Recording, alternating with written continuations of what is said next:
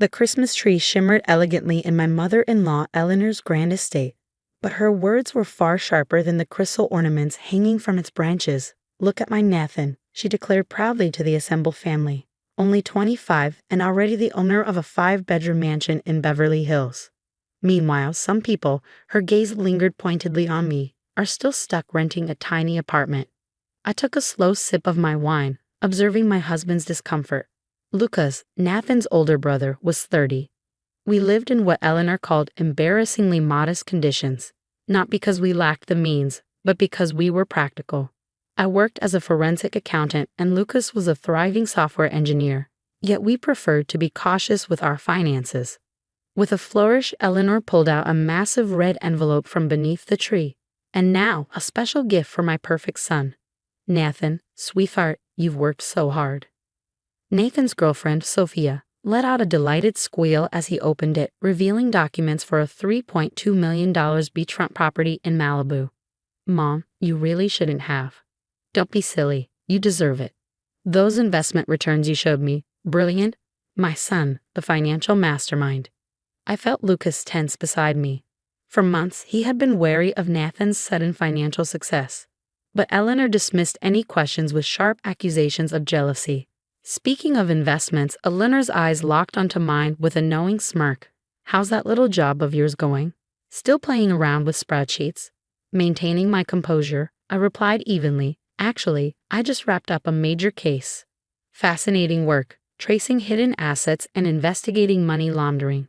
I noticed the faint tremor in Nathan's champagne glass. "Interesting." "Well," Eleanor scoffed, waving a hand dismissively, "not everyone is naturally gifted like Nathan. He didn't even need college. Did you know he made his first million at 23?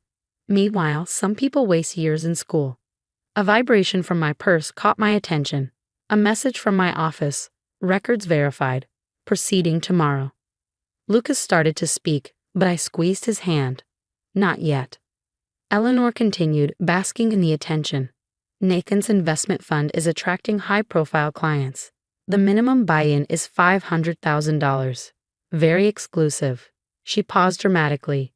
"Naturally, I invested most of my retirement. The returns are astonishing." I watched Nathan closely. There it was, a flicker of unease. "That's quite impressive," I commented. "Which regulatory body oversees the fund?" "Oh dear," Eleanor chuckled, waving me off. "You wouldn't understand all the technical details. Nathan manages everything. Don't you, darling?" Nathan forced a tight smile. "Mom, maybe we shouldn't discuss client matters." "Nonsense. Family should know about your success. Especially since some members," another pointed glance at me, "clearly need financial advice. What was your last return rate, dear?" 28%, Nathan muttered. I opened my laptop, an object of constant ridicule in Eleanor's world of excess. "Mind if I look up your fund? I might be interested in investing." "It's private," Nathan said quickly, "invitation only." "That's odd," I replied, typing a few quick searches, "because there's no registered investment fund under your name. In fact," I turned the screen slightly toward him, watching his face go pale. "All I can find are shell companies linked to offshore accounts." Eleanor's crystal glass slipped from her hand, shattering against the marble floor. "How dare you? Nathan's business is completely legitimate. Show her, darling." I leaned back. "I'd love to see the documentation, especially since the SEC is very interested in unregistered funds that promise guaranteed returns." The room seemed to turn ice cold. "You," Nathan shot up from his seat, "you've been investigating me." "Not personally," I clarified. "But did you really think no one would notice? The shell companies, the circular transactions, the fact that 6 businesses are registered under your mother's home address." Lucas stood beside me, his voice calm but firm. "How much, Nathan?" "Don't answer that," Eleanor snapped. "This is absurd. You're just jealous. That's why you live in that tiny apartment counting other people's money while my Nathan has been running a Ponzi scheme," I finished, "using your retirement savings and his investors' money to create the illusion of wealth. The mansion, bought with laundered funds, the luxury cars, leased under fake companies, and now the beach house." My phone buzzed again. Right on time. "That's why you never visited the mansion, isn't it, Mom?" Lucas asked softly. You always met Nathan at restaurants or here, because it's not actually his. It's a short-term rental, isn't it, Nathan? Sophia's face drained of color as she grabbed her designer purse. Nathan, what are they talking about? A piercing sound cut through the heavy silence. Sirens. Mother, Nathan's voice cracked. I can explain. I calmly closed my laptop as federal agents stepped through the door. Actually, you'll be explaining to them. Eleanor collapsed into her designer armchair, watching in horror as her golden child was handcuffed in the middle of her pristine living room. This is your fault, she screeched at me, mascara streaking down her cheeks. You've always been jealous of my Nathan's success. I gathered my things, unaffected. No, Eleanor. I was simply doing my job. Maybe if you had spent less time flaunting his so-called success, and more time questioning where the money came from, you wouldn't have lost your retirement to your perfect son scam. Eleanor's face contorted. Lost my. She turned to Nathan, dawning horror in her eyes. What does she mean, lost my retirement? But Nathan was already being led away, leaving his mother to face the consequences of her blind faith. Lucas and I walked out of Eleanor's mansion for the last time, her sobs echoing behind us. Our apartment doesn't seem so small now, does it? I murmured. Lucas exhaled slowly, wrapping an arm around me. You knew? All this time? I had my suspicions, but when Eleanor bragged about putting her retirement into his fund, that's when I contacted the SEC. My phone buzzed once more. Additional accounts uncovered. Total fraud exceeds $50 million. The next morning, the headlines exploded. Financial prodigy arrested in $50 million Ponzi scheme. The images of Nathan's extravagant lifestyle, mansions, sports cars, yacht parties, suddenly became exhibits in a case of mass deception. At precisely 8 a.m., my office phone rang. Eleanor's voice, thick with rage and desperation, exploded through the speaker. You've ruined everything. The country club revoked my membership. My friends won't answer my calls. How could you do this to our family? I remained steady, years of handling fraud victims sharpening my tone. I didn't do this, Eleanor. Nathan did when he decided to steal from his own mother. He was going to pay it back. He just needed time. With what money? The mansion was rented. The cars were leased under fake names. Even his designer suits were bought with stolen funds. There was a heavy pause.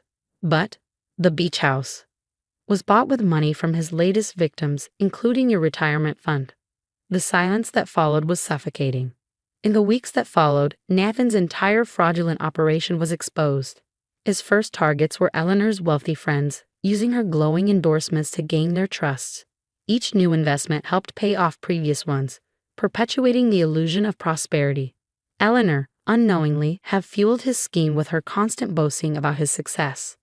James and I were having dinner in our tiny apartment when the next disaster hit. The doorbell rang. Standing there was Eleanor, her designer bags at her feet. Makeup smudged. They're taking my house, she whispered, her voice breaking. All my accounts are frozen. I have nowhere else to go. James looked at me with pleading eyes. Despite everything, she was still his mother. The guest room is small, I finally said. Nothing like your mansion. Eleanor dragged her Louis Vuitton suitcase into our modest guest room, her face a mask of humiliation. I still don't understand, she muttered. Nathan said the returns were guaranteed. That should have been your first red flag, I said, setting up her room. No legitimate investment can guarantee returns. Do you want to hear what else I found? She slumped onto the twin bed, a far cry from her king-size designer mattress. Tell me. I pulled out my laptop.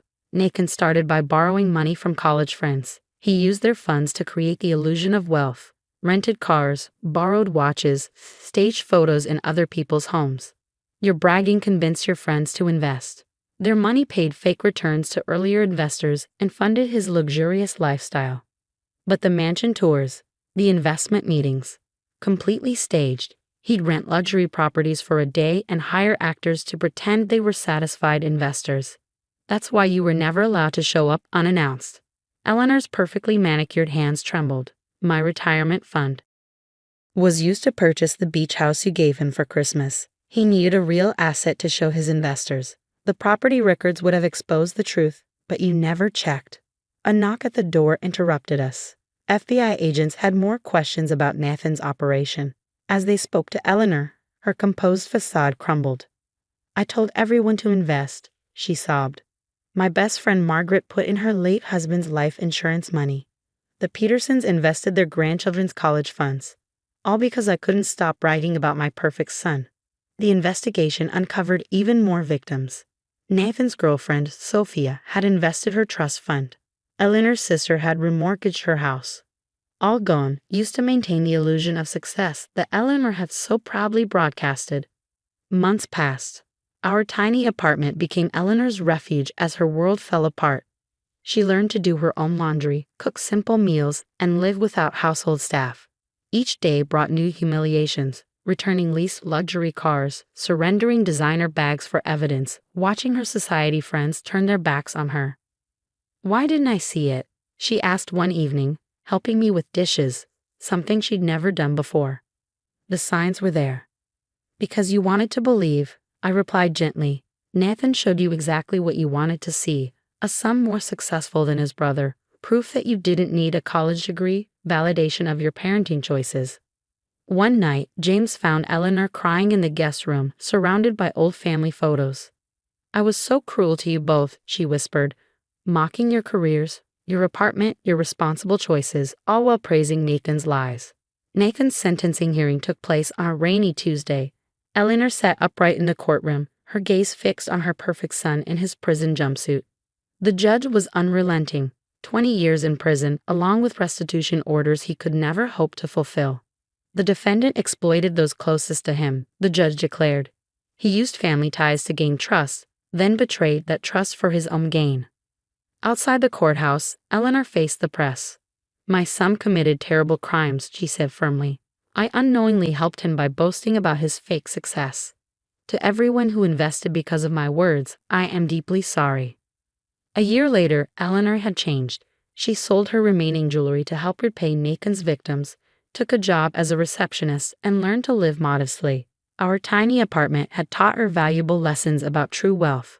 "I got a letter from Nathan," she mentioned one Sunday dinner. "He wants me to write a character reference for his appeal. Says he found God in prison." "What will you do?" James asked. Eleanor straightened her non-designer jacket. "Tell the truth.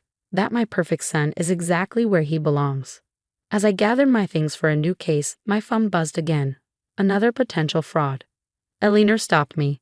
"I never apologize," she said quietly, "for mocking your career, your choices. You saw what I refused to see." I smiled softly. Sometimes the smallest apartments hold the biggest truths. She nodded, finally understanding that true success isn't measured by wealth or status, but by the integrity of one's choices. Nathan's perfect facade had crumbled, taking his mother's illusions with it. But from those shattered pieces, Eleanor rebuilt something real: wisdom, humility, and a genuine connection with the family she once ignored.